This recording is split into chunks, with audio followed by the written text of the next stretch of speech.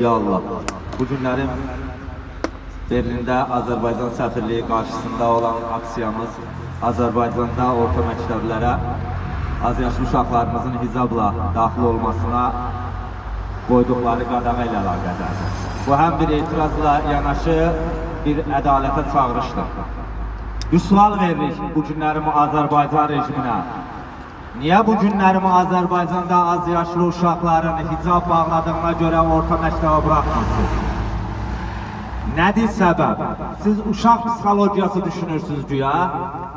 Halbuki 8 Mart'dır, Cadugarlar bayramıdır, başqa bir millətlərin bayramlarını gətirib milliləşdirmək istəyirsiniz. Məgər onlar uşaqlarımızın psixologiyasına təsir etmir? Amma əsrlər boyu bu xalq İslam dini inancını qoruyub saxlayıblar. Siz bu günlərim gəlib hicabı deyirsiniz ki, uşaq psixologiyasına təsir edir. Biz uşaqları düşünürük.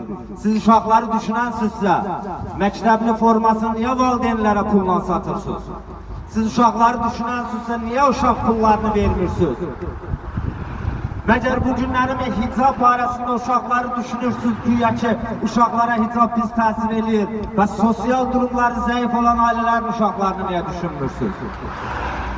Siz uşaq düşünmürsünüz, siz birbaşa İslamla mübarizə aparırsınız və sizin bu iğrənc mübarizəniz Azərbaycan tarixinə, Azərbaycan xalqına təhqir və zulümdür.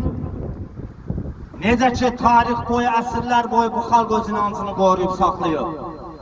Necə ki, yaxın şərqdə ilk qızlar məktəbini məhz Azərbaycanlı Hacı Zeynalabdin Tağıyev açıb. O böyük şəxsiyyəti Azərbaycan tarixi öz səhvələrinə qürurla yazıb. Və unutmayın, sizi də bu tarix öz səhvələrinə yazacaq. Amma hicablı uşaqları məktəbə buraxmamaq kimi şəxsiyyətsiz kimi yazacaqlar. Bu cür qeyd olunacaqsınız bu tarixə. Məgər bizim ədəbiyyatımızda din, əhl-i-beyt barəsində bütün mütəfəkkirlərin hamısının əl yazmaları yoxdurmu? Məgər bu Azərbaycan tarixi deyilmi? Nədir indi bu günlərim siz bu tarixi unutturmaq istəyirsiniz bizə? Siz bizim uşaqlarımızın gələcəyini məhv eləmək istəyirsiniz.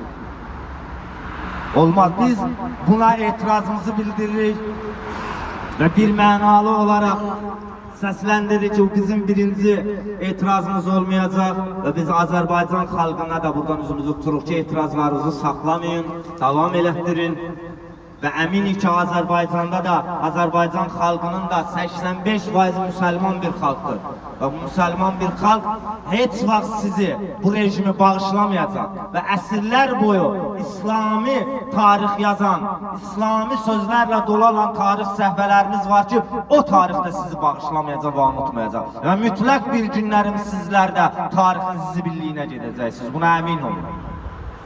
Allah hər birinizi qorusun. İnşallah bu problemin də tezliklə həllini gözləyirik və inşallah ki, həllini də tapacaq. Biz buna əminik.